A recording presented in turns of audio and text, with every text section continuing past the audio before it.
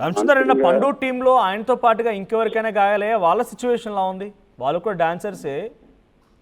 నిజానికి వారికి స్వల్ప గాయాలయ్యి కానీ ఇంత తీవ్రత లేదు. వారు యథావిధిగా ఆ సమయంలో చిన్న స్వల్ప ట్రీట్మెంట్ తో డిశ్చార్జ్ అయ్యారు. అంటే ఆసుపత్రికి కూడా తీసుకెళ్లాల్సిన అవసరం లేకుండానే వాళ్ళు డిశ్చార్జ్ అయ్యారు. ఒక పండుకి తీవ్ర గాయాలయ్యి. నిజానికి ఆ నడుగు వానిపాలెం అనే ప్రాంతం ఆనందపురం దగ్గర ప్రమాదం జరిగిన వెంటనే వారందరినీ దగ్గరలో ఉన్న ప్రైమరీ ఆసుపత్రికి తీసుకెళ్లారు. అయితే ఒక పండు వాస్తవానికి రోడ్డు పక్కన సహజంగా తగరపాలసి నుంచి ఆనందపురం అలాగే పెందుర్తి హైవే వరకు చాలా వరకు వాహనాలు రద్దీ చాలా ఎక్కువగా ఉంటుంది. ఇది జాతీయ రహదారి. అయితే జాతీయ రహదారి మాత్రమే కాకుండా ఇరువైపులా చెట్లు చాలా ఎక్కువగా ఉండడం, దట్టంగా చీకటిగా ఉండడం, ఆ ప్రాంతంలో విద్యుత్ దీపాలు లేకపోవడంతో తరచూ ప్రమాదాలు జరుగుతాయి. ఈరోజు ఉదయం కూడా ఒక రకమైన ప్రమాదం జరిగింది. అదృష్టవశాత్తు ఎవరికి ఏం జరగలేదు.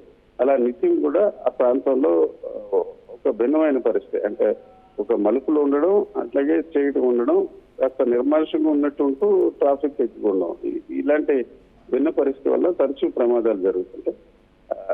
మొన్న రాత్రి కూడా ఇదే రకంగా నిర్మానుష్యంగా ఉన్న ప్రాంతంలోనే వాహనాన్ని ఆపడం జరిగింది. అతను వామిటింగ్ చేసుకునే ప్రయత్నంలో భాగంగా రోడ్డు పక్కకు వచ్చారు. అయితే అర్ధరాత్రి దాటిన తర్వాత చీకటిగా ఉండడం, మొన్న రాత్రి సహజంగా విశాఖతో పాటు ఉత్తరాంధ్ర అంతటా కూడా చినుకులు వర్షం పడడంతో కొంత వాతావరణం అంటే ఎదురుగా ఉన్న విజిబిలిటీ కొంత తక్కువగా ఉన్న నేపథ్యాన అతను ఈ రకంగా బొలెరో వాహనం ప్రమాదానికి కారణమైనట్టు పోలీసులు గుర్తించారు. ఈ పరిస్థితుల నేపథ్యాన పండుగకు సంబంధించిన ఇతరులు ఎవరైతే ఈ వాహనం అతను ఢీకొట్టి తర్వాత వారి ప్రయాణం చేస్తున్న వాహనాన్ని కూడా ఢీకొట్టడం జరిగింది. అయితే అందులో ఉన్న వారికి మాత్రం చిన్న అంటే చెప్పుకోదగ్గ కానీ గాయాలయ్యి వారి గురించి ఎలాంటి ఆందోళన చెందాల్సిన అవసరం లేదు.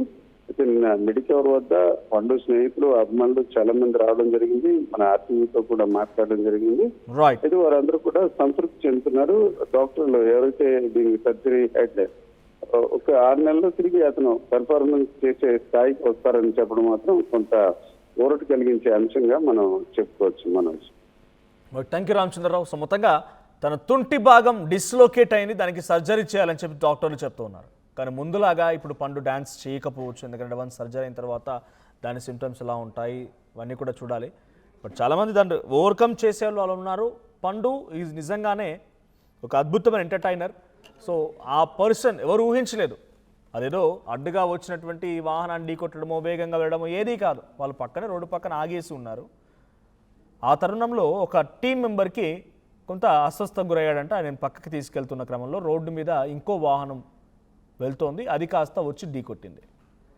సో పండుకి ఇప్పుడు చాలా తీవ్రంగా గాయమైంది. మిగిలిన వారందరూ కూడా స్వల్పం గాయాలైతే పండుకి 2 కాళ్ళు కూడా విరిగిపోయాయి. ప్రస్తుతానికి ఆయన ఆసుపత్రిలో చికిత్స పొందుతున్నాడు. సర్జరీ చేయాల్సిన అవసరం ఉందనేది డాక్టర్లు చెప్తున్నారు. బట్ పండుకి ఇటువంటి తీవ్ర విషాదం నెలకొనడం, ఆయనకి మెయిన్ లెగ్స్ డాన్స్కి, సో దానికి ఎఫెక్ట్ అవ్వడం, ఆయనని మీరు ఎలా చూస్తున్నారు, ఏ రకంగా ఓవర్కమ్ దాని నుంచి బయటపడాలని కోరుకుంటున్నారు?